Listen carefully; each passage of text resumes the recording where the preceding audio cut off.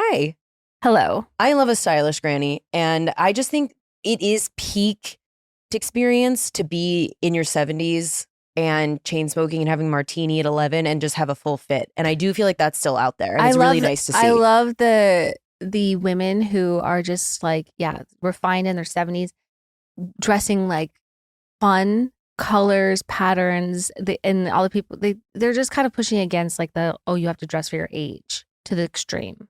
Like Batty Winkle, like she was the sickest at it. Well, it's like always such a bummer to me when people they want you to dress like a pilgrim after the age of 50, because when people are like, "Oh, you're pushing 40 and you dress like a skank," and I was like, "That's by design. What do you mean? You think that was an accident? Mm-hmm. You think I covered my eyes and purchased my cart?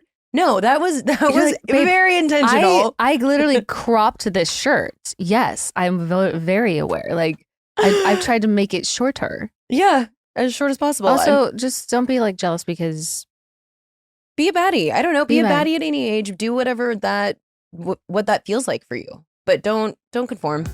Welcome to Disrespectfully with Katie Maloney and Dayna Kathan. Unapologetically, we're here to do what we want to do. Spilling the tea. Babe, you're going to see the power of women, like disrespectfully. I intend on it. Yeah. You know, I love an accessory. I went through a hat phase and I got roasted for my hats because I was wearing like different berets and things like that. And you know what? Don't shame people for wanting to express themselves through fashion. The girl who took a risk and put herself out there creatively. I mean, every sixth hat you were giving Coraline, but I thought it was cute. So like, who cares? Like, put a fun hat. Every what? Sixth hat you were kind of giving Coraline, but like, what, you know, she has that little like specific. Has anyone seen Coraline? I haven't seen Coraline in probably 20 years. No, it looks like a conductor hat almost, but like with your little hair, like it looks. Oh yeah, like a little like page boy style hat. Like I love them. I don't care. No, it's so cute. You know what?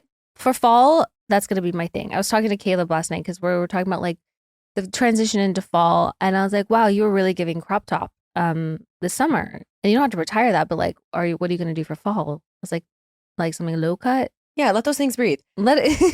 The thing is for Caleb, some cleavage. Show a little collarbone. No one loves a crop top actually more than Caleb Shomo. Like in our group of friends, then I'd probably be like number 2, but I think more men should do crop tops, and I think he'll also be in his 70s dressing kind of skanky in that way, and I love it. I think it's very feminist of him. I love a slutty fit on a man. Yeah. I think more men should slut it up a little bit in the fashion department. I think so too. The most they do is sometimes like show ankle. Absolutely. And then get sometimes them shorter. I want to see upper thigh. Sometimes it's ankle we don't even want to see because it's accompanied by like a Sperry Docksider or a brown leather flip-flop, which we know how I feel about that. But I want to see more cleavage on some men. Yeah. Let me see your delicatessen. I want to perv some dish on a dude. Let's go. Remember when I called it that? Perving a dish? Delicatessen. Oh, delicatessen. It's called a décolletage, just FYI. Don't make that mistake. It was you know what? Painful experience also for me. Delicious. Completely. I think let's make it interchangeable. It's not like you're saying desert and dessert. It's not the same. You know what, though? The only reason I know how to spell desert and dessert is that dessert has 2 S's because you always want more. Dessert has 1 S. I have to tell myself that every time. I never knew a way to. Do you know how many times I've had to double check myself? Okay, I don't want to seem stupid. If you're confused between a sandy place with lots of lizards and not a lot of water and a ice cream sundae, you want more of the ice cream sundae. So the double S goes with dessert. Dessert. And then, do you want to know how I learned how to spell banana? I've told you this dark fear before. I mean, I guess I'm putting my shame out there, but thank you, Gwen Stefani. Bananas, and that's bananas. But in my head, I still go when I'm writing banana. Speaking of spelling things out in a song, I saw a funny like little thread meme thing where it was just like, we're not living a very fergalicious life right now. And then it was a whole like compilation of like the glamorous by the glamorous, the flossy floss. Absolutely. G to the A to the L the O-R-S G to the L to the A-M-O-R-R. I don't know how to spell it. I know how to spell it, but I don't. The song it's very. I can't get on the beat. It was of the time, and we were writing things on clothes, and we were there was juicy everywhere. Like everything felt that way. Mm-hmm. It's like an onomatopoeia, you know, but different. Which one's onomatopoeia? Like the one that sounds like what it is. So an example of that would be like pow is spelled P-O-W. It looks like pow, but it sounds like pow. It does sound like pow. Welcome to Hooked on Phonics. I'm so struggling. I'm not sharp at all today. Here's the thing. I needed to go to Sylvan Learning Center when I was little, but I was so fucking struggling and such a bad student. And my parents didn't have those resources, so I have suffered. So like, I think I'm an intelligent person. And like for someone who reads as much as I do and does all, I'm a really bad speller, and it accompanies my very freaky handwriting, but I'm just never going to be that way. So I love when there's something like a BANANAS or a dessert that can help me remember those. I was always mnemonic really device. jealous of people that had really beautiful penmanship. Isn't that good handwriting? Yes. Oh, okay. Yeah. The same thing.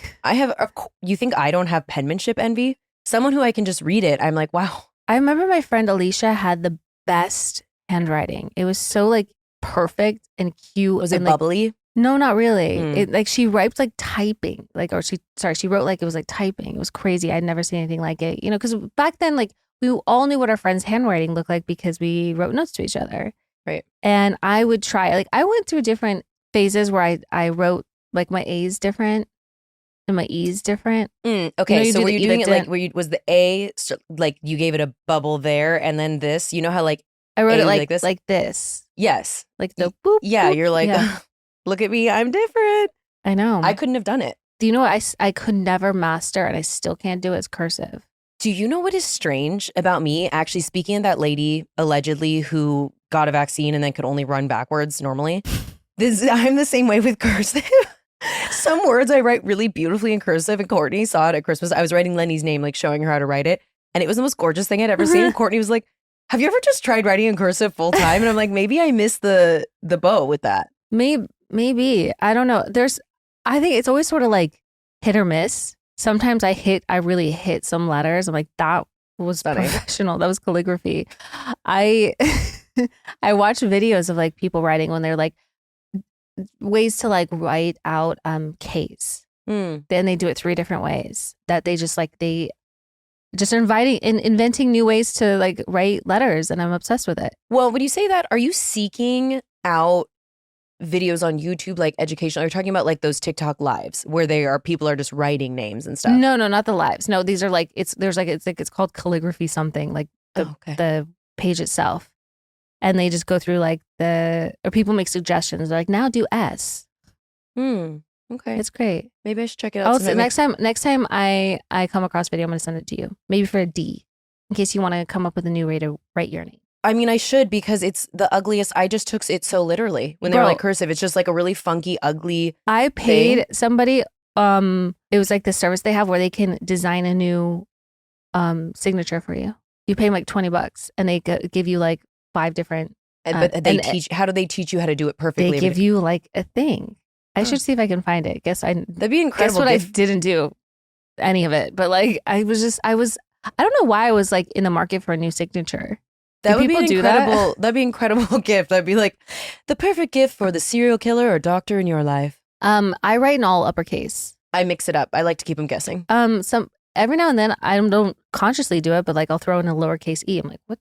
I think I like short circuit, but like I just feel like my penmanship looks better in all uppercase. I like that you're on the caps lock. Mine's not controllable. I don't have any day. It could be any given letter. It could be different. And it's funny. I feel like there's like Nick and I's penmanship looks very similar because we write notes to each other. Like when he leaves on tour and like we'll like sneak like little notes. I have like the box he gave me for Christmas. He'll like check your box when you get home. I know we're so romantic, but yeah.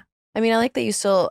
It'd be nice if he was like leaving one day and you guys just kind of like slid into each other's hands like you used to in the hallway. I should do that. I mean, it's Thank cute. You for like the inspiration. It's cute to do it like in a little secret thing. But why don't you just really like surprise him and just like stick in his hand and like give him a wink and keep walking? I should do that. That's Thanks, fun. We just celebrated or what marked the anniversary of our first kiss. Isn't that cute? It was in October, wasn't it? No, that's when we became boyfriend girlfriend. We kissed a year ago, but then concert, right? Well, afterwards he drove me home, and not like we skipped the whole dating part. Yeah. We kissed, and then a month later, I was like, "Be my boyfriend." You guys really do celebrate every month, a little Hallmark. Yeah, I like it. You know, it makes life more exciting. Totally. I know. Whenever we go out to dinner, they're like, "Are you celebrating anything?" And we're like, "Yeah, our anniversary." They're like, "How many months?" 8. You like 64 weeks, in fact. We did that in Dallas, actually. And no joke, there was rose petals on the table and we got free champagne and dessert. So celebrate every month. Full of whimsy and economical. Because in this economy. Dessert and champagne, are you crazy? There's a couple that I saw on TikTok that, I mean, I love when couples do this. They like fake propose all the time. Like this one guy does it all the time at Disney and you can, it like pisses her off at this point because she doesn't like the attention. But one of them, they timed it. It was in Paris for one of the river cruises, like the boats that go by. And she like shook her head and like whipped her hand away and dramatically stormed off. And you could see everyone was like, woo, when he bent down and you could hear the audible when she ran off. And then he just kind of stood there and then walked off frame. Sometimes she says no? Yeah, sometimes she purposely says no to like really keep guessing. That's whimsy right there. I love that. I'm like, those people are going to all go home and have this completely fake story to tell their family. Like, how was Paris? They were like, well, we had incredible baguettes and like, you'll never guess. We saw a proposal go wrong. Do you know anyone who's gotten married to someone they didn't want to say yes to in the proposal and just gone through with it? No, but I'm inclined to say that Tom Schwartz maybe didn't want to propose to me. I'm kidding. Just kidding. I don't know. Listen, that was a joke, folks. I don't think so. I know someone. Really? You know them too. I'm not going to say it on here, but we know someone who, blur this and beep this. Oh, I was like, I'm sorry. Felt really pressured in the moment and had been having problems and then like got freaked out and kind of just went along with it. And the majority of the relationship, which was a long time, was the bulk of it. It's like an iceberg, just the tip. Like just the tip was the marriage. And then the rest of the relationship was under the water because she knew that she shouldn't have, but just did it. Damn. And I think that's so interesting. I think it's totally okay if it's in a public environment to say yes, just to be like, if you don't want to embarrass the person and then maybe pull them aside after and be like, I'm so sorry. I didn't want to make you feel uncomfortable, but I don't want to do this. You know what's better than bread? Be for real with me right now. There's nothing better. No, I'm being for real. Hear me out. Bread, but it's low net carb. Wait, actually, that's huge. Is this hero bread? Why, yes, Katie, it is. Because with Hero Bread, you can focus on your health goals and still indulge in your favorite bready meals guilt-free. Skip the sad lettuce wraps and enjoy all your favorites at the barbecue and summer hangs with Hero Bread classic burger and hot dog buns. Each serving contains 0 gram net carbs, 0 gram sugar, 11 gram protein, and 22 grams of fiber. Enjoy your burgers and brats with soft, fluffy sandos for an easy lunch or easy on-the-go wraps for road trips and still hit your health goals. Hello, we love it. Heard of their 4 gram net carb bagel with 19 grams of protein? Well, make sure you're sitting down because Hero Bread now also has a 5 gram net carb everything bagel with 17 grams of protein. I legitimately just almost fainted. Thank God I was sitting down. That's huge. You'd never know it's low net carb and high fiber bread from the texture. It's just beautiful, flaky, tender goodness. Plus, with small batch drops of indulgent favorites like the popular 2 gram net carb Hero Croissant, you're always getting every type of bread you could ever dream of. Ugh, love a croissant. Hero Bread is offering 10% off your order. Go to hero.co and use code disrespectfully10 at checkout. That's disrespectfully10 at hero.co. Fall is in full swing, and it's the perfect time to refresh your wardrobe with pieces that feel as good as they look. Luckily, Quince makes it easy to look polished, stay warm, and save big without compromising on quality. Quince has all the elevated essentials for fall. Think 100% Mongolian cashmere from $50, washable silk tops and skirts, and perfectly tailored denim, all at the prices that feel too good to be true. I'm eyeing their wool coats. They look designer level, but cost a fraction of the price. And the quality, just as good, if not better. By partnering directly with ethical top-tier factories, Quince cuts out the middleman to deliver luxury quality pieces at half the price of similar brands. It's the kind of wardrobe upgrade that feels smart, stylish, and effortless. I just got the black 100% leather oversized bomber jacket, and it's perfect.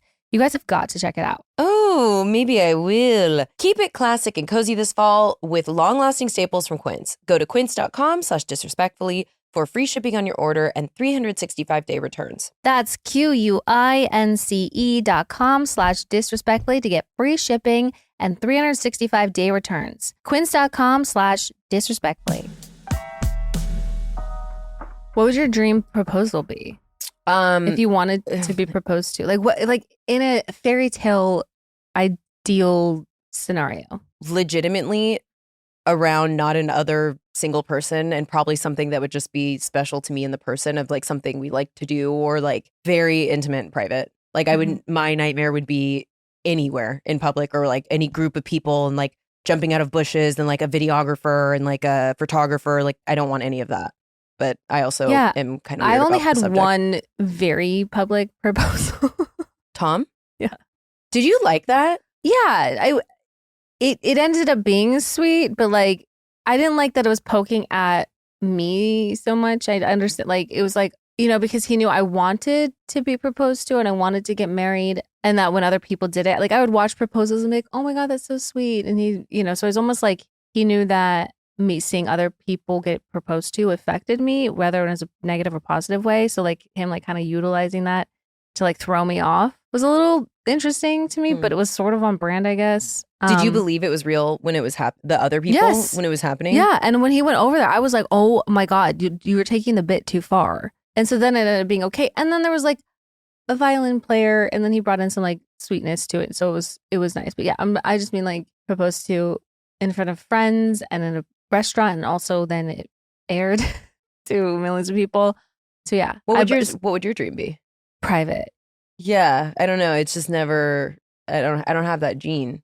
I don't think I don't think there's like a specific place that would be like, you know, I don't know.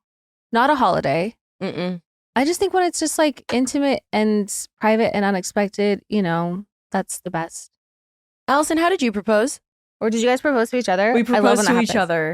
Did you know it was going to happen? No, we went on a vacation together and we decided it would be a good time to get engaged. So we went to a Pandora and bought cheap rings and proposed to each other. Lesbians always doing it right. I know, 100%. 100%. You're always doing it right. And like, you're always just like so aligned on the same page. Like, I love when people like, they pull the box out. They're like, oh my God, me too. I'm like, that never happens in straight couples. Why? Well, I don't know. Cause I think it's like patriarchy. Probably that, I would say. Probably a lot of. Would you propose to someone, or do you want to be proposed to? Unfortunately, I just don't want to get married that bad. So this is all hypothetical. I know. For me, probably not, because that's just me. But like maybe, and I don't know, because even in my dynamic, if we're talking about a lesbian facing relationship, so two women, but still, you could still want to be proposed to. I'm still the baby, like, or at least that's what I would. That is my goal in life. Is like I have masculine energy. I've had to take care of myself my whole life, so I have a real hard time like taking the back seat. But I want to be with someone, man, woman, non-binary, whoever, that makes me feel like they can be a little bit more in charge. Yeah, you want to be the princess. There can only be one princess in the relationship. I would like to be the baby and the princess. I call it the baby, but the princess. But would Same you? thing. I mean, I feel like you would, because your mom did, and it's in your blood. Yeah, and you asked Nick to be your boyfriend. I did ask him to be my boyfriend. I definitely take initiative a lot in relationships, just because I'm like, if I want it, I'm gonna go for it, and if it doesn't work out, then that's the worst that could happen. But I don't know. I probably would. I'm more likely to ask for an unreasonably long back tickle. That I have no problem doing, and I'm. It's obnoxious. I know how long it's been, but I just like that. If I could inject it in my veins, I would. If I could snort a back tickle, I would. But like you can't. So oh my God, I would be addicted. Oh my God, I'm like, yeah, I'm such, and that's when I'm like so cozy and such a baby about it. I know. Listen, I love physical touch. I want to be like, I just love it. Or when someone goes like this, like when I have cramps, I'm always like, just rub my back like this. Yeah, I can't self-soothe. That's not possible for my body. So please regulate either stick my head in a bowl of water or tickle my back. It's pretty much the only way to come back to earth. We haven't done daddy list. But I'm thinking about all these things that make me feel... Okay, let's do daddy list, but really quick before we get away from weddings, because I'm just curious what your thoughts are on this, because I've been seeing this trend of things going wrong during proposals or during wedding planning right before a wedding. For instance, this girl had a pair of white Manolo Blahniks, the one that Carrie got married in the blue ones, and her dog chewed off the heel. And then another one, a guy was proposing on a dock, and he went to stand up and the ring flew in the water. All these, just horrible, dumb, bad luck. Everyone in the comments consistently is like, this would be my sign. Like, the universe is being really loud right now that you should not go through with this. No, shit happens. Okay, you subscribe to shit happens? Yeah, and especially when there's so much pressure and emphasis being put on a moment or an event, something's always going to go wrong. Yeah. Like, there's always going to be something that's going to go wrong. So like, I don't know. I think There was on my wedding day, and maybe it was I don't know, but like I had already done my dress fitting, but like I don't know, I ate a bunch of tacos the night before, and like the boning in my dress because they added the boning after my last fitting, but they said it wouldn't affect like the overall fit. It would just like smooth things out. Yeah, totally didn't fit right. So we had to cut out the boning like literally as I was getting dressed, and my feet swelled. So the shoes I wanted to wear didn't fit. So I just wore a pair of flat shoes. I didn't give a shit. I was like, whatever, like rip the boning out, wear the other shoes. Like, I don't have time for this. I didn't want anything to detract or take away from it in a negative sense. I just like, you could cry over spilled milk, but it's not going to change anything. So I don't know. I don't think so. I think people, that's more cold feet and they want to find a reason. They want to poke holes just to like see what's wrong. I'm more of the school of I'd give it a 50-50 chance. Like, could be shit happens, could be you more so than just have to trust your gut. But I also think that it's not at all helpful to comment thousands of times, hey, don't get married if like that is happening to someone else. Let them figure it out. I think that's kind of mean. The last thing I'll say, speaking of you not being able to wear flats, I saw someone yesterday who wore, and I don't even own Crocs. I was telling you this. I've never had my foot in a Croc. I don't know what it feels like. But a gal wore high-heeled Crocs that were like baby blue and had a bunch of Cinderella charms on it for her wedding, and she said she was so comfortable, and they look, you know what, and they look cute as a button on her. Like it like matched her energy, and so I was like, I love that for you. No, I love that for like. Listen, Crocs are real cozy. Like I don't blame her. I Should just I put a Croc on? Should I try a like Croc on? every time I put on heels, within 20 minutes, I'm just the dogs are barking, and I've tried. Do you know how many different like little sticky cushiony bullshit things I bought that like are supposedly to make heels more comfortable? No, your foot's just not meant to carry your body like that. Like, sorry. Like I still have a lot of heels because I think they're pretty and there are occasions for them. But like, no, catch me in ballet flats or sneakers every single day. I just can't believe how quickly it happened for me personally. As someone who used to trudge around a very hilly college campus in legitimately 13-degree weather with no coat and a slutty club dress and 6-inch platformed Steve Madden heels. Mm-hmm. And I would just deal with it. And now I'm like, no, any type of discomfort, I'm not doing that. No, I literally can't. I don't even know the last time I wore heels. I mean, I'll do like that's it. Yeah. And also you know what? I used to talk so much shit about kitten heels. I'm grateful for kitten heels. Mm-hmm. I'm a kitten heel stan. Like, here, I'll throw that. You know what? Daddy list. Kitten heels. Kitten heels. I think both of us can share that. I love them. They're cute. They're sassy. They're durable. I used to be such a little brat about them and be like, and I was like, why don't you just wait a couple more decades, babe? Mm-hmm. No, I'm so here for them. What else is on your daddy list? On my daddy list, actually one thing that's pretty random, but I think you'll appreciate it. Lava lamps. Oh, so yeah. The reason I'm saying lava lamps, did I watch the entire video? Absolutely. Will I ever do this? There were so many fucking steps and it seemed dangerous. There's a girl who restores them on the internet, and I have no idea. Obviously, I'm constantly on it, but so she like cleaned up this old vintage one she found at a thrift store from like the 80s or something, and it was so cool how she did it and what it turned into, how beautiful it was. But I was just like, damn, in my Airbnb, aka my home where I live, there is just so much room for whimsy and like more fun things. And damn, I remember Christmas morning in like 97, my mom plugged that bad boy in before she went to bed, probably a fire hazard.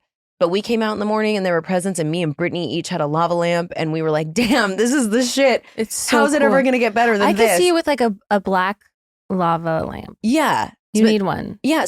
And with like cool ambient lighting. So when I turn off, then that's because, I don't like the big light.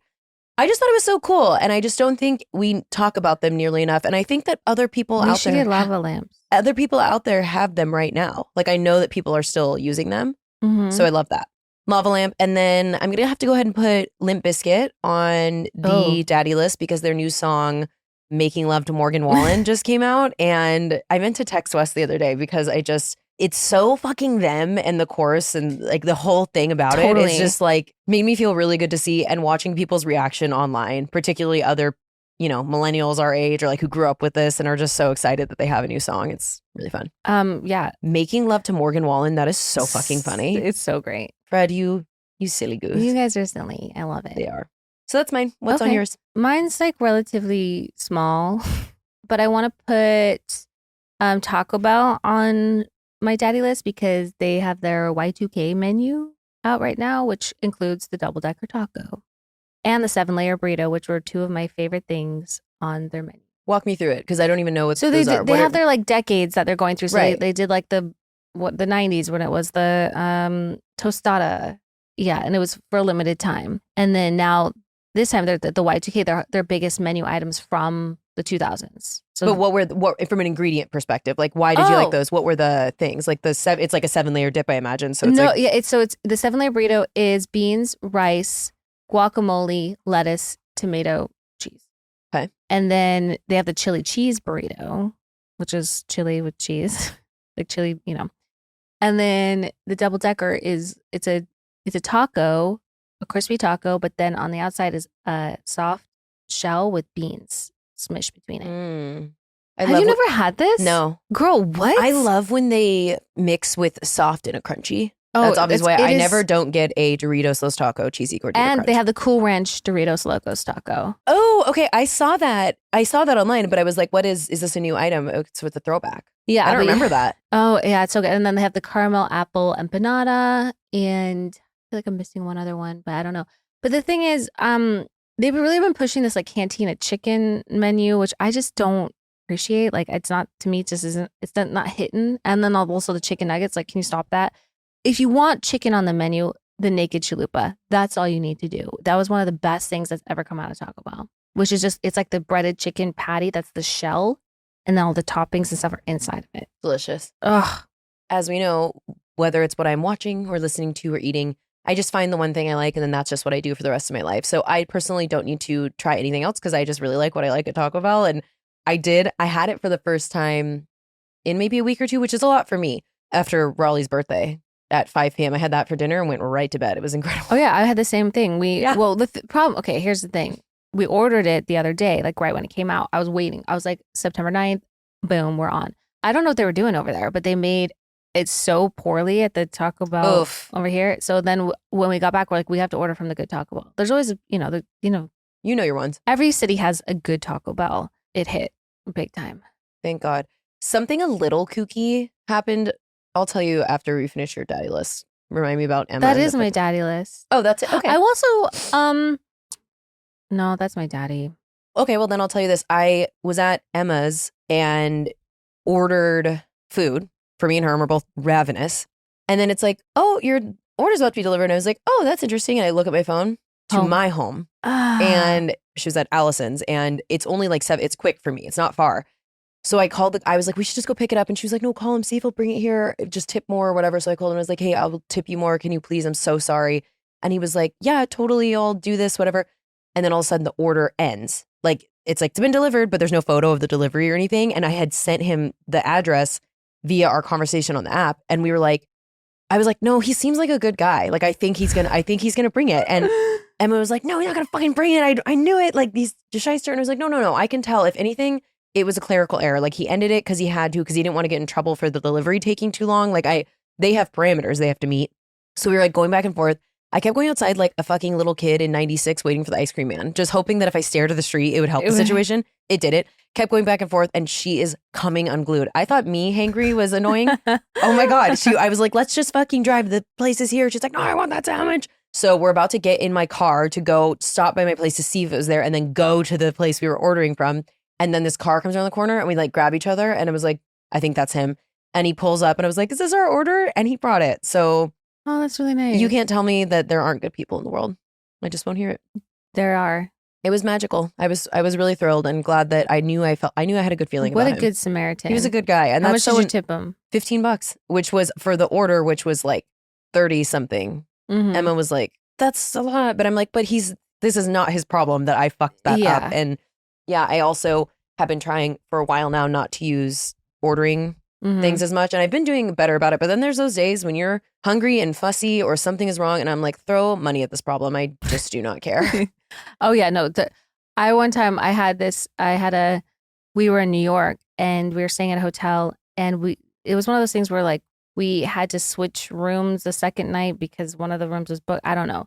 So anyway, we go into the first room. It's great. It's fine. Whatever. Then they move us into another room that literally could barely fit a human body inside of it. Like, I don't know how there was a bed in there. Suitcases, they have to stay out in the hallway. So I like, Wait, was this with me or with Nick? No, this is Nick. Oh, okay. And so I was like, absolutely fucking not. Nope, we're not doing this. It was a really sad, terrible day as it was too. So I was like, you shouldn't have to deal with this today. I never want to deal with it. So I was like, I saw across the street, there was a hotel. I was like, that's really convenient.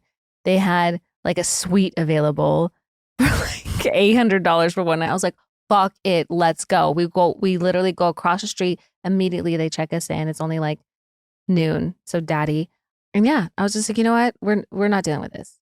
And so sometimes you just throw money at the problem just to not have to deal. Yeah, I mean, on the way back from the Euro trip in which I lost my mother's ring, which coming up on the year anniversary of that whole nightmare, when we got to the airport, it prompted me. I was in economy and, we're flying back from France, so Charles de Gaulle, and it was like, do you want to upgrade to first for 800 and something euros? And I said, abso-fucking-lutely I do. And I'm more frugal with flying than you are, but I was like, I can't fucking sit near the toilets on top of everything else based on what I'm going through. I would like a little 3-course meal and to lay flat and cry. Like, so, and it was honestly it was the best money. It was like so worth it for me that moment. I was like, in no. those moments, like you will never spend better money. No. Like it really is the best money ever spent in those moments. So like, I think the other one I'm really fast and loose and irresponsible with is valet parking,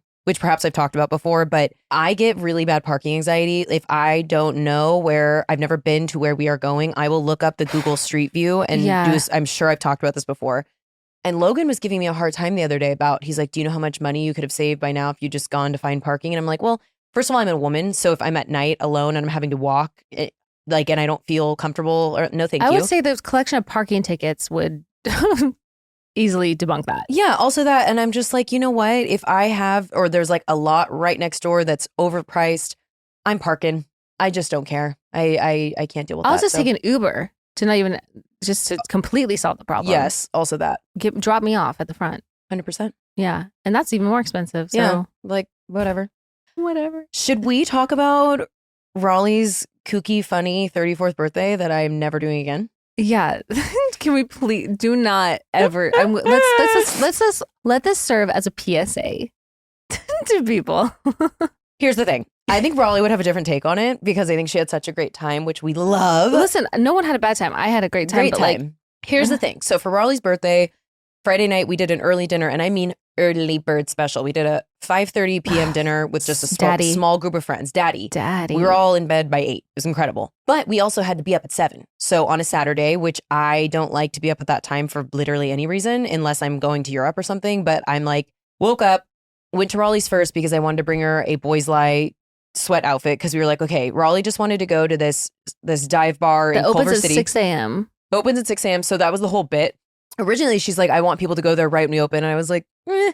And then she was like, okay, let's do 8. So it'll be funny to go there. And I get the bit. Like it is funny. But then when you have to do it in actuality, it definitely feels different. I felt like I was dying when I woke up. I was literally dying. I'm like, I'd rather be going to LAX right now to like deal with that. Like I don't get out of bed that early and leave the house unless it's for like a doctor's appointment.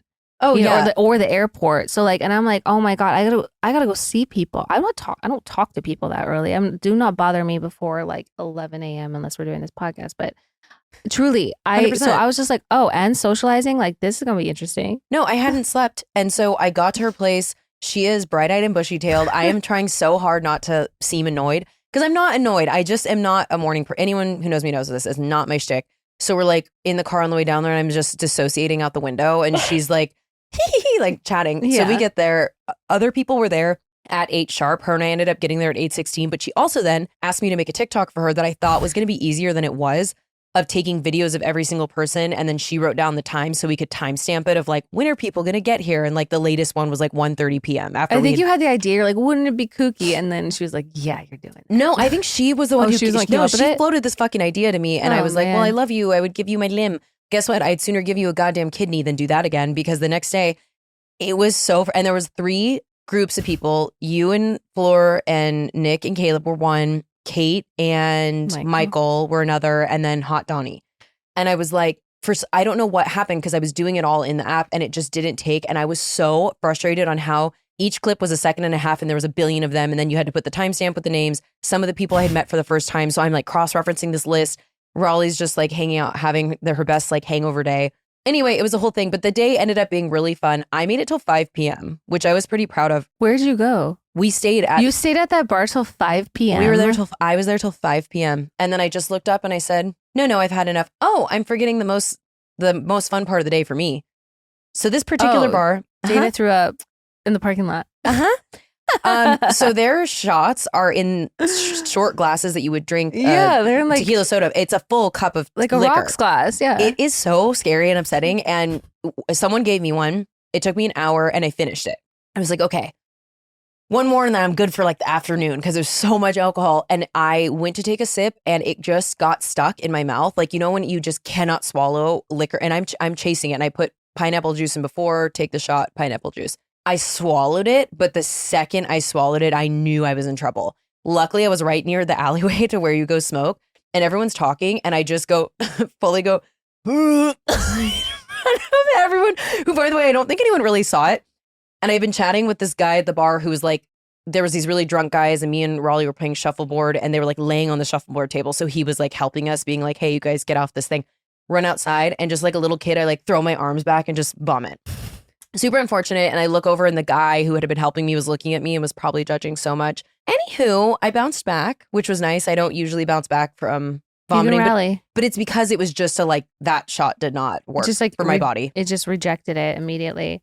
And my favorite part was how you were telling everyone that, and then so was Raleigh too. So like that was like just the hot goss of the day. And then Emma got there and I was like, oh, did Dayna tell you she puked? She's like, no. And I'm like, that's shocking. You should go tell her, hey, I heard you puked. To be fair, I was telling some people, but Raleigh was really telling a lot of people. But, you know. She just got on the microphone. Mm-hmm. Hey, everyone. Anyway. Oh, yeah. And then you guys did but yeah, like the bit is funny and it was a good time, but like don't do that to your friends. Yeah, I would say, yeah, it's like maybe a once in a decade thing. It was funny. Everyone had a good time.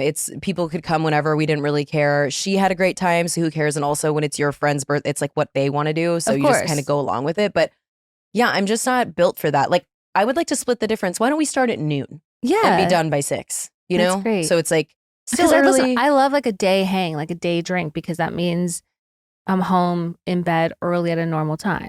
But this was like diabolical. Yeah, it was crazy. So anyway, that's what we were doing this weekend.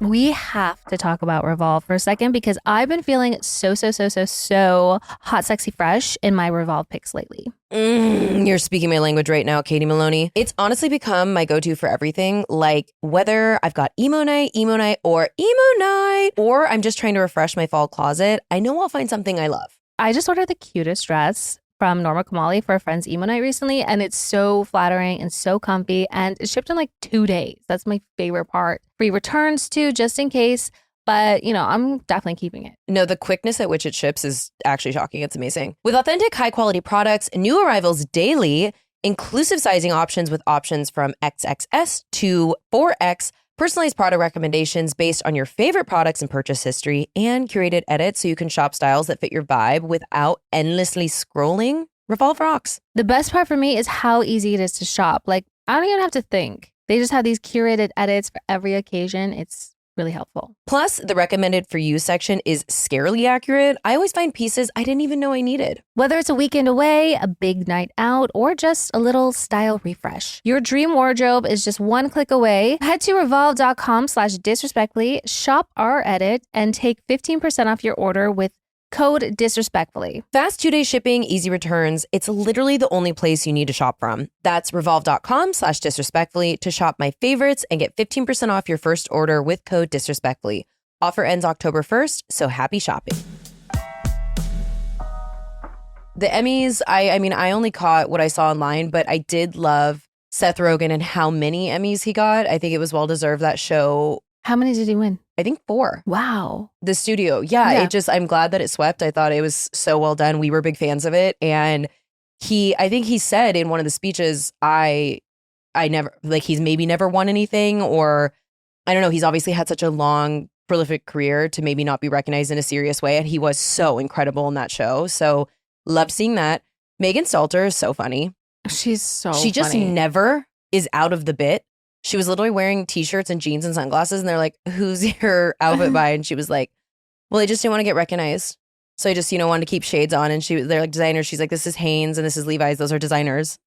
That's She's so no, funny. but that brand of humor I appreciate so much, and I think it's underappreciated, and because I think just a lot of times people don't get it. Well, she just never leaves the bit. No, I love someone who's committed to she's something. been in that bit for like years. Well, remember when we saw her at Mary Beth Barone and Benny Drama's comedy show? We like went to their comedy show, and he had a bunch of smaller comedians, and she came out, and her set was not at all a set. It was like she came in, was like out of breath, panting, doing this So weird good. like the bit was like that she had just gotten there or whatever, and so she didn't even do her set, but it was so funny. So I feel like it's accurate to say she is in person who she is. Yeah, I don't know this- where the bit ends and she begins, or if it even does. I think that's her. I would love to have her on this podcast. She's like so big though now. I know we follow each other. Same. Me and her, should we give her a little message? Well, she follows both of us. Hey, do you listen to this podcast? No way she does, but want you to- I hope someone who knows her does. Like, tell her. Should we DM her? Yeah. Should we roll the dice and keep this in? And then we might fail. She may not respond back. It's to us. okay. You know what? I don't have any shame in my failures. Okay, great. Yeah, let's keep it in then. So maybe we'll have her on, but she mostly, I just would want to see, I would hand her a mic just to see what she did. Yeah. Like, you're so kooky, crazy fun. Kooky. So yeah, loved him having his moment. Tramel Tillman from Severance. He won, first of all, the first Black man to win an Emmy in a supporting role. That's fucking incredible. Crazy. But he's so good. Mr. Milchek is fucking iconic. Have you finished it yet? I have like 3 episodes left on season 2. He is everyone in that show is It's but so he really good. deserved that moment, and it just like heartwarming to watch. Very weepy. Yeah. I love. Well, and then the redheaded gal whose name escapes me won 2, and on her, did you see that on her acceptance note? What does it say? It said "Let me out" on the back of it, which is a callback to when she had written it on her arms as the character in the show. And that was like a through line of the show is "Let me out." So it was an Easter egg. I really Wow. fucking love an Easter egg. I think let's put that on the daddy list too. I love when you then can see it going back, but it was just such a subtle thing. I do, but I feel like the Taylor Swifts of it all take it a little too far.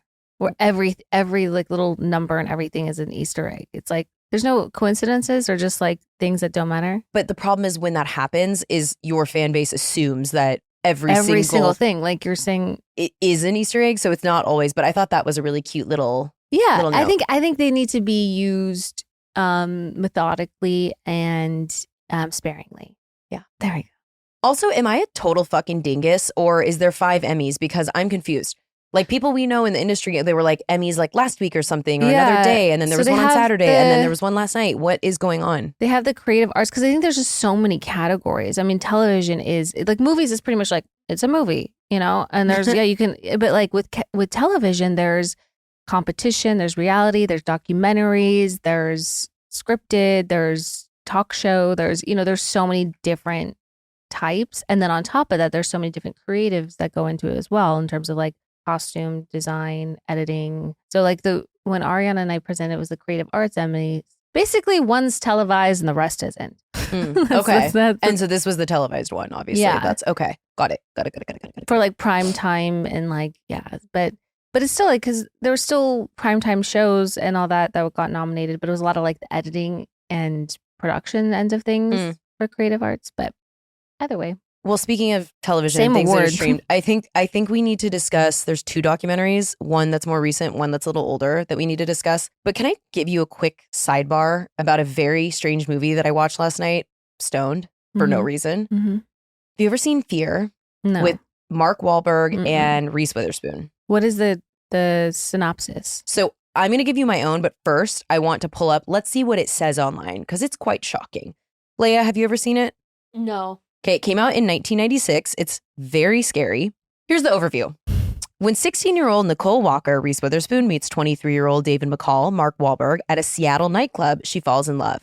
David is exciting and charming, and despite the wide age gap, he wins over Nicole's family, except for her workaholic father, Stephen Williams Peterson, who's suspicious of David from the start. His concerns are realized when David turns out to be a violent sociopath who sees Nicole as his possession and her family home a fortress to be invaded. Okay. This isn't a documentary? No. Here's the thing. It fucking is, it's like the Lolita of it all. I think they came out the same year. You guys, the first line of this thing is he's 23 and she's 16. It's like so strange to me. And also when we watch these movies back in the day, so her dad's wife is her stepmom. It's not her real mom. Yeah. But she comes home from like the nightclub the first time they meet and she's late for curfew. She looks almost barefaced and she's like, take off that makeup. You look like a slut. The dad's all mad that the daughter's mad about that. I was like, imagine talking to a 16-year-old child that way. But here's the thing. I don't care there's no scenario in my book in which a 23-year-old should be dating a 16-year-old. No. So why, she comes over, introduces him, and the dad is kind of suspicious, but like stays open. And then a few weird things happen, like trigger warning / I'm sorry. We gave a spoiler about weapons the second time we talked about it. I think it had been out a few weeks. I'm sorry for that. But if a movie has been out for more than 15 years, I don't think we necessarily need to do that. But she's like walking out of school with a boy and he's sitting outside watching her and runs up and beats the shit out of this guy. And she comes to try and stop him and he whacks her in the face and she gets a black eye. So they pretty quickly know what's going on and everyone's so like taken aback by him. And then this whole crescendo of the movie where he brings his little like gang of other weirdos and they have this like really ritzy house in what I imagine is supposed to be like Mercer Island in Seattle. And it's the mom, the dad, her friend and a kid. And they're like being completely taken over by these band of who looked like they were in the movie Hook, like Peter Pan's friends, you know, like like I don't know what they were, like how they were dressed. Lost Boys or Pirates? Yeah, like Lost Boys. Like I was like, so it kind of gave camp to me in that of like the West Side Story of it all. Yeah, but I understand it was probably really scary back then. But anyway, it is just such a kooky movie. The fact that anyone locked in and was like, wow, that was really good. That was a pedophile. What do you mean? He's 23, she's 16. And they fully sleep together. Like that's where his like possession over her really and it's so sad and scary, but I'm like, who thought this was a good screenplay? Very interesting. There's some stuff that's horrifying that we all just like consumed, like no big deal years back. Speaking of Reese Witherspoon, did you ever see like one of her first movies? Maybe it was the first or one of her first movies called Man in the Moon. Man in the Moon. Funny you say that. I didn't watch it, but I did see it also free somewhere and I am going to watch it because it's like an iconic one. I've seen it so many times. I love that movie, but it's so sad. Is it she dates someone older? So she lives with like, she's young. She's probably 13 or younger even. And she has an older sister and the older sister like dates and things like that. But her name's Danny in the show. But she's kind of like, it's like that coming of age where, she's starting to become interested in boys. And then the neighbor son, she develops a crush on, but he kind of like also has a crush on her, but like doesn't take her totally serious. But like there's like some things that happen, but then he starts dating her sister and she is just like devastated over it. And like has a hard time grappling with it because she has her relationship with him is like very close, but I don't want to give anything away. Okay, because I'm going to watch it. And yeah, oh my God, I'm going to rewatch it.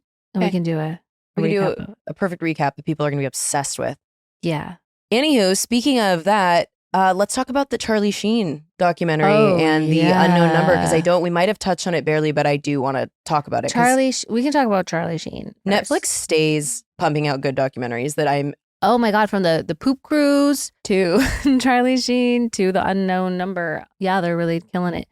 Charlie Sheen, I mean, the thing is, I think we all heard about him. He like lived hard, party hard, was a A-list actor for how many years? But I didn't have like a real firm knowledge of like exactly the things that he was doing was into. I just knew that he was just like this playboy, like Lothario type who loved like cocaine and stuff. Well, that's the thing is I was young enough at the time that I remember the like Tiger's Blood, Winning, whatever. I forgot about the Winning, and when he starts saying Winning, I was like, oh my God. The way they open it, the story, I won't spoil it, go ahead and watch it, but the story they open with him is so 90s and crazy and out there in the way that just would not happen today. No. So I thought they did a really good job with like, I was instantly locked in, like I put TikTok down, so that should tell you. But I know this sounds stupid. I forget what a big actor Martin Sheen is. So I wasn't even thinking about Martin Sheen or Emilio Estevez, who is his brother. And I actually like how he touched on both of them his dad and brother did not participate in the documentary, but he has their support. His other brother did. Yeah, one of his brothers did.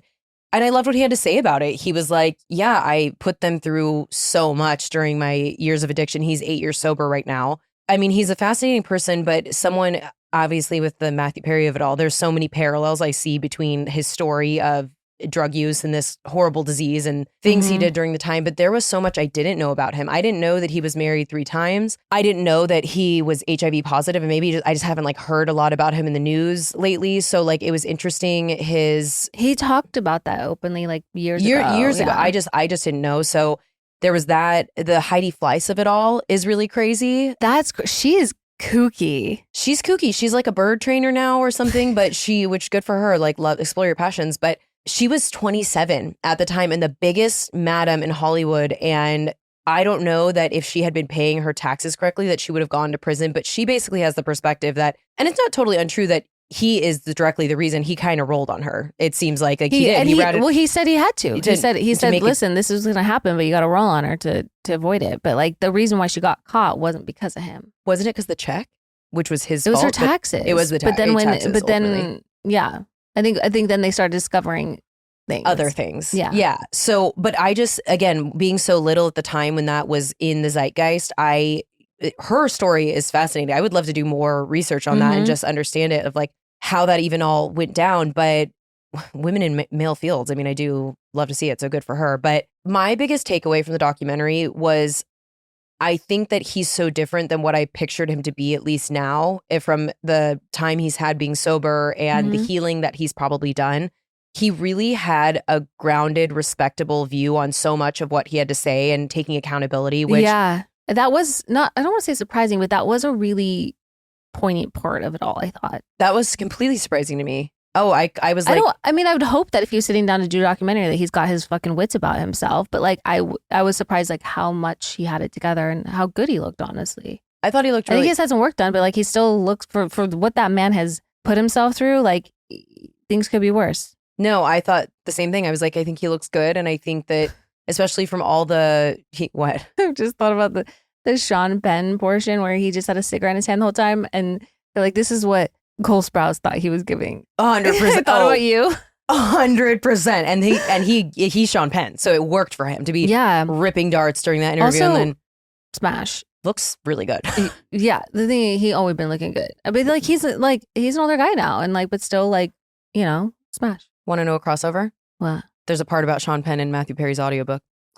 Anyway, I just think that, he looked incredible and is like, so he'll forever be cool. But yeah, I think that it was surprising to me based on at least my perception of him at that time when he was using and, off his gourd. And also so many people have long-term impacts from that type of drug or certain types of drugs that can really fry your brain. And I just think he was pretty rational and, grounded about it. And I liked that Denise Richards participated. I was just about to say that. I loved her participation, and I think she's I think she's wonderful. I think, she's a little kooky.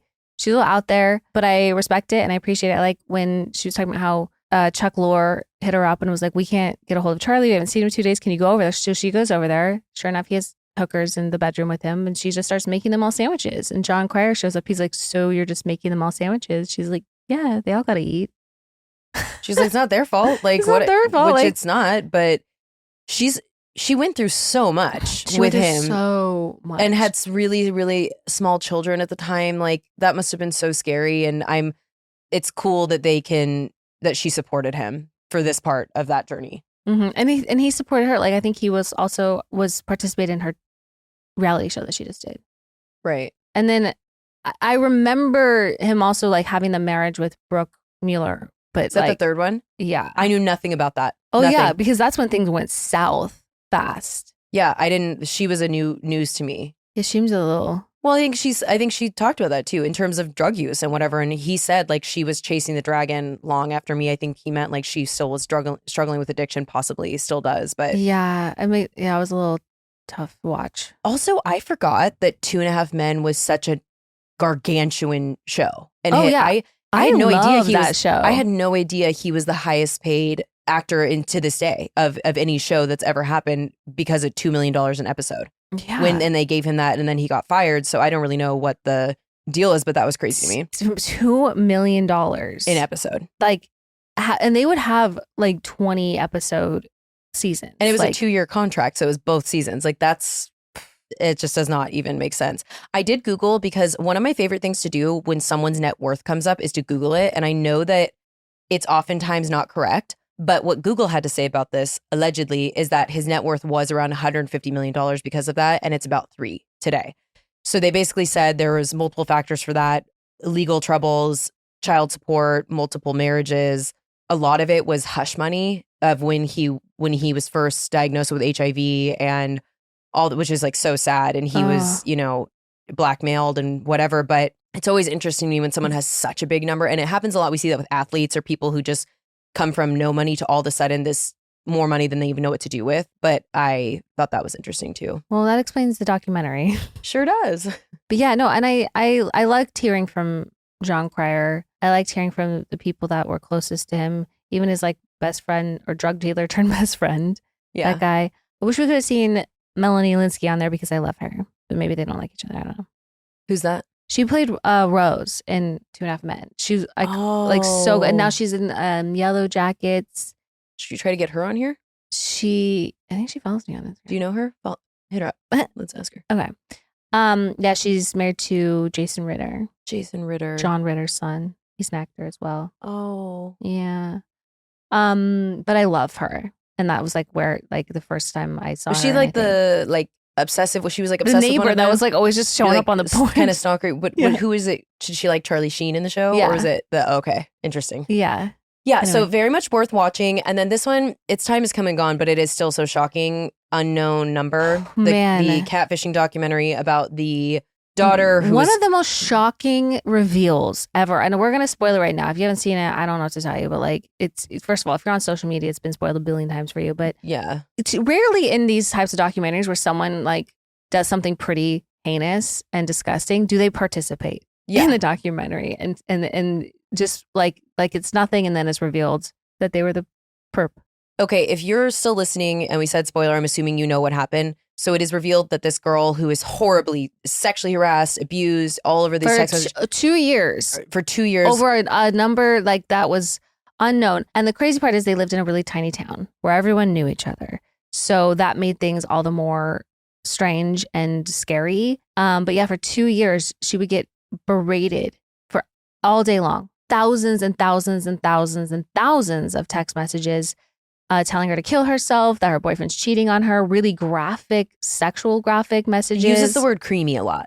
Okay? Yeah. Yeah, it's horrific. So the mom did it. Her mother did it. So the whole time they're going down like it makes me so angry. The whole process, like the police, it's like the documentary's following their whole timeline of trying to like figure out who it is. And then finally, like when the FBI gets involved, they're tracing like IP addresses, and then they're able to find a number associated with it, and the number belonged to her mother. My question to you, because I just cannot wrap my head around, first of all, doing that, but second of all, participating in the documentary. She went to jail. She's convicted. She did it. Why do you think she participated? I don't know. That's her and her daughter still are not legally allowed to speak. They have not seen each other. Maybe the thing is, I think with people that have this type of mental disorder, that they like, she was rationalizing everything and denying things. Like she was still like not really taking full accountability for those things. Like she's just trying to be like, she doesn't claim that she started the messages. She said someone else started the messages. She continued them. Babe, I don't believe that for a second. There was no second person has ever been discovered. It was her. No one believes that. So the fact that you're clinging to that, it just proves to me that you don't really feel a ton of remorse. You haven't really reflected much on what you've done. I don't know. I mean, my concern is that the daughter may be displaying similar things. Do you think that? I kind of got all. that. Her, and I know she's young, so I can't. It's hard to base that. But like, even people are saying like the way she was trying to like isolate her boyfriend, there was some strangeness there. I don't know. I think they're like for narcissistic people, even covert, like people that aren't like just outwardly terrible like you think. Like the covert, they're scary people. Well, specialists, not I, are basically saying that it seems, or maybe they talked about it in the documentary too, but it seems like a form of Munchausen by proxy. Yes, that as well. So I do think, like, I think that this woman is seriously disturbed. I don't know that she's recovered from that. I think that obviously she has real issues because it's just so beyond the grasp of your entire role as a parent is to protect and protect your child and help them grow up to be the best version of themselves possible. And to be hurting her in that way, it was so violent. Like it wasn't physically violent, but it was emotionally violent. And then when the police come in, they tell her, we know it was you. We're about to tell your daughter. We need to be here for this. The husband's coming home. The video of her daughter kind of dissociating and her touching her and like needing to be holding her really reminded me of Gypsy Rose Blanchard and her mother, because in the news interviews, she would always be touching her. And to the untrained eye, it looked like, oh, this is support. But then it came to be that it was like her way of letting her know, like, I'm here, like I'm in control. And then also in the background of that scene, I didn't even notice it until after. There were like a billion bottles of open alcohol on the covering the dining room. I don't know. I couldn't tell if it was open or not. They looked open, like they're empties. Like that's what it looked like to me. Anyway, so this woman had been lying to her husband about she had been fired from her jobs, had been like a year and a half, had been unemployed. So she was like spending her time doing this. There were different things that you could look at. Then Lauren and her boyfriend break up. The boyfriend gets another girlfriend. And then she's still going to Lauren and be like, we need to break them up. Blah, blah, blah. Like, I do think she was a little obsessed with the son, too. Well, especially when they start talking, like, they barely touched on it at the very end when he's like, no, it's weird. She would, like, cut my steak up for me and text me, like, randomly, just, like, wanting to know how I'm doing, still showing up to his sports games after him and Lauren broke up. Like, oh, no, I think there was an element of some predatory behavior. Ugh, it's just so soul-crushing, too, when Lauren is basically expressing that she still wants a relationship with her mother. I understand that, but to me it's like that's in the cycle of abuse of you choose the chaos rather than the calm that you don't. But that's the only reason I'm saying, I'm not trying to diagnose anyone, by the way, but I was saying just the behaviors with her boyfriend of like trying to isolate him, not having like many friends or anything like that, like is also I think a symptom and byproduct of like how she was treated by her mother as well, which is it's just scary. Like when someone's like in their formative years where they're like learning so many things to be, displaying that behavior. I don't know. No, I mean, it's I just concerning. Hope she has support. I hope she has so much support, really professional amazing fucking support. Yeah. Yes, because it's just awful what happened to her. I don't know. And then even her messages, so they couldn't see each other, but for some reason were able to message while the mother was in prison.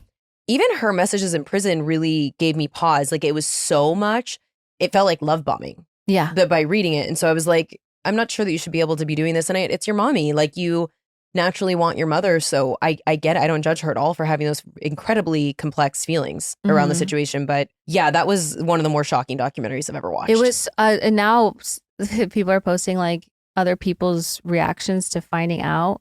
I know. And it's like mothers and they're like, no, like it's just beyond people's comprehension or people that are normal. So yeah.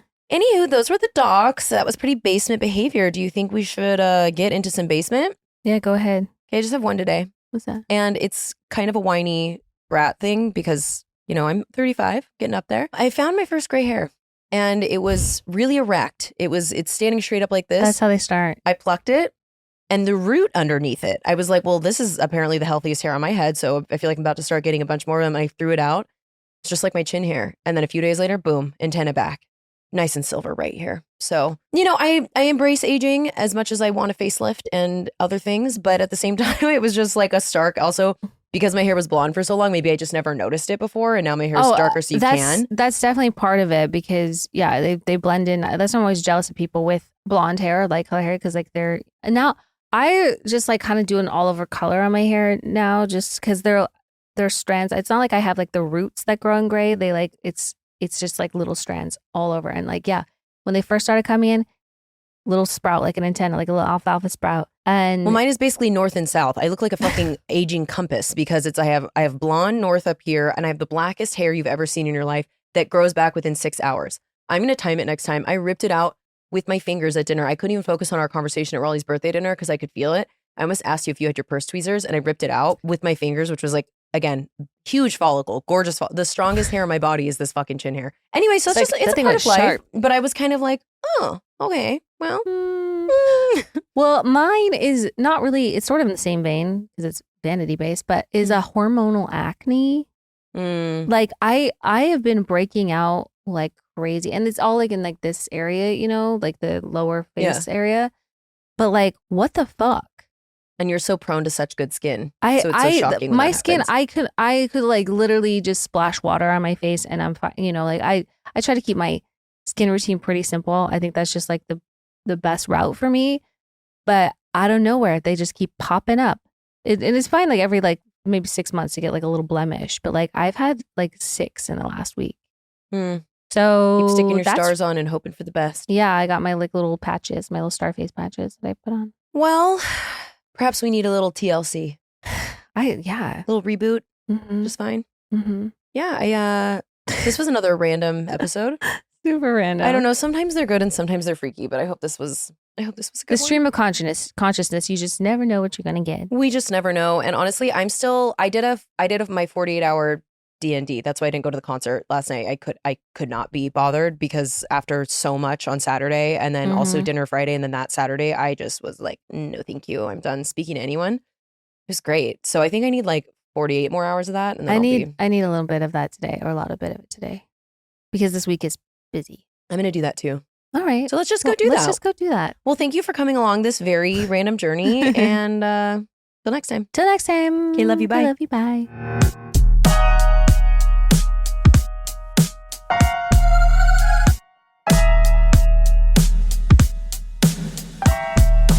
Babe, you're going to see the power of women. Like, Disrespectfully.